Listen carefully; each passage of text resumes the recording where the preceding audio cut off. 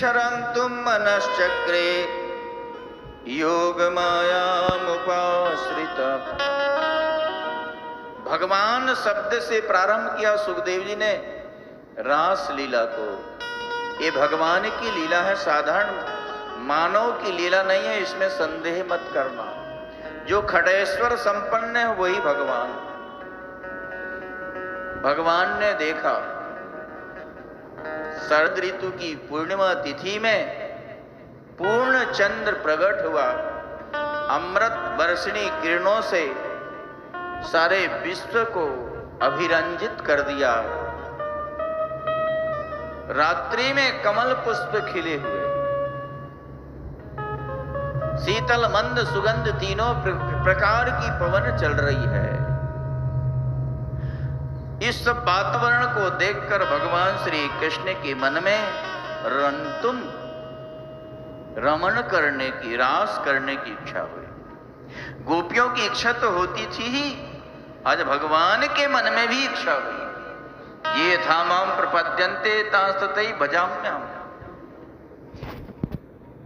तो रास के लिए योग माया मुपाश्रित है, योग माया का आश्रय लिया। योग माया अचिंत शक्ति योग माया, योग माया को आदेश दिया भगवान श्री कृष्ण ने, मैं बंसी निनाद करूंगा, गोपियां मेरे पास आएंगी अपने शरीर की सुध बुध भूल करके। उनके शरीर की साल संभाल करना तुम्हारा दायित्व है। और एक रास मंडल का निर्माण करो जिसमें अनंत अनंत गोपियां समाहित हो जाएं, छोटे से रास मंडल। योग माया अचिंत शक्ति। दूसरा, योग माया का अर्थ है श्री राधा।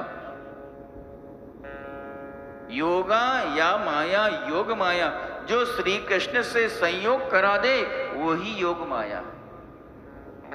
क्योंकि रास, राधा के बिना रास संपन्न नहीं हो सकता है, इसलिए श्री राधा का आश्रय लिया भगवान श्री कृष्ण ने और बंसी बजाई। क्लीं काम बीज को अभिमंत्रित करके श्री कृष्ण ने बंसी बजाई। बंसी ध्वनि गोपियों को सुनाई पड़ा। उन्हीं गोपियों के कान में वह बंसी ध्वनि सुनाई पड़ी जिन गोपियों ने पूर्व जन्म में तपस्या किया था श्री कृष्ण को प्राप्त करने के लिए। उन्हीं गोपियों के श्रवण में वह बंसी सुनाई पड़ी जिन गोपियों के साथ बचपन में श्री कृष्ण का विवाह हुआ था। श्री कृष्ण की बंसी ध्वनि सुनी, गोपियां जैसी थी वैसी चली आई, जैसी थी वैसी चली आई। ये नहीं कि चलो कृष्ण के पास जा रही हैं, श्रृंगार कर लें, श्रृंगार कर लें, हम अच्छी दिखेंगी। नहीं नहीं, यही तो गोपी का मतलब है। गोपी का अर्थ होता है गोभी ही इंद्रियई ही पिबती कृष्ण रसम इति। गोपी जो प्रत्येक इंद्रियों वृत्ति से कृष्ण रस पान करती, उसी का नाम गोपी है। गोपी प्रेम, प्रेम का नाम गोपी है। शरीर से प्रसन्न रखने के लिए गोपी नहीं है, मन से प्रसन्न रखने के लिए गोपी है।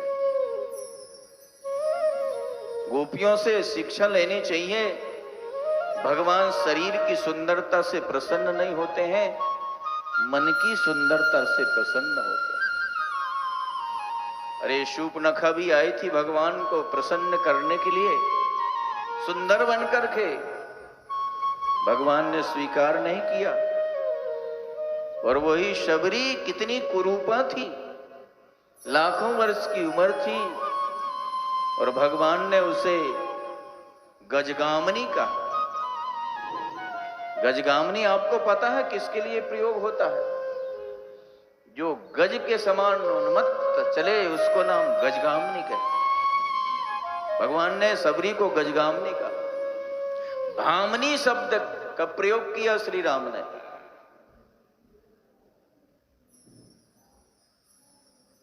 ऊपरी दृष्टि से देखा जाए तो सबरी कुरूपा थी, पर श्री राम की दृष्टि में उसका मन सुंदर था, और इसी सुंदरता से भगवान प्रसन्न होते हैं। और वही गोपियों के अंदर अपने शरीर को नहीं देखा, हम अच्छी लग रही कि कैसी लग रही, हमको देखकर श्री कृष्ण प्रसन्न होंगे कि अप्रसन्न होंगे। यही तो भगवान रानियों में और गोपियों में यही अंतर है।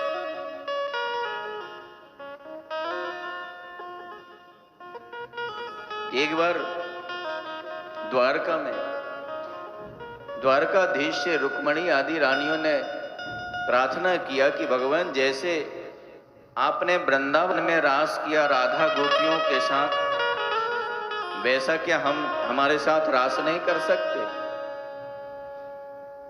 कर सकते हैं, क्यों नहीं?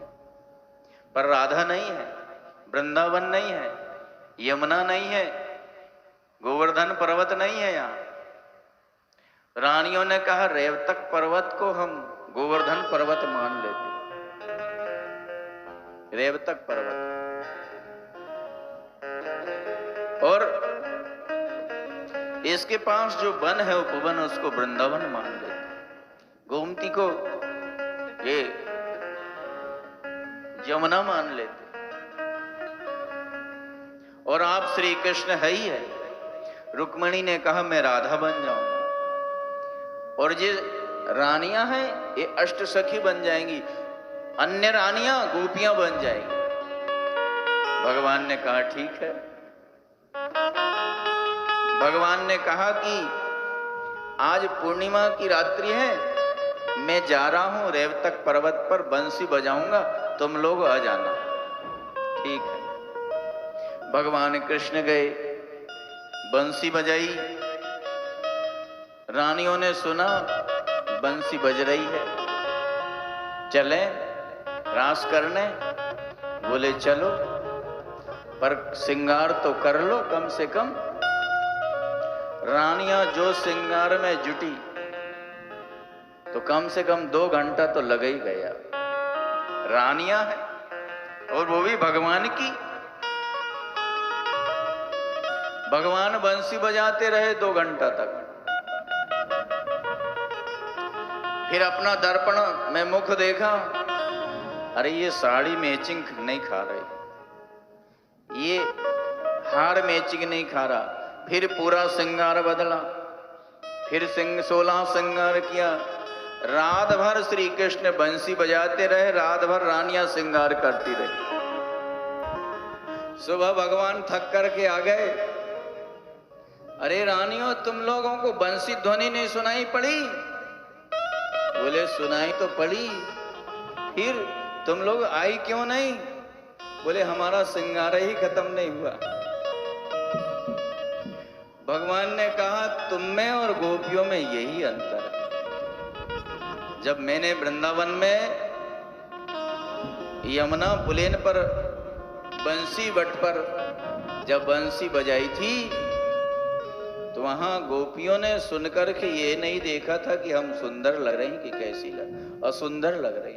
हमको देखकर श्री कृष्ण प्रसन्न होंगे कि अप्रसन्न होंगे, यह विचार नहीं किया था। यही गोपी प्रेम की ध्वजा जिन गोपाल क्यों वस अपने उर्धरि श्याम भुजा, गोपी प्रेम की ध्वजा।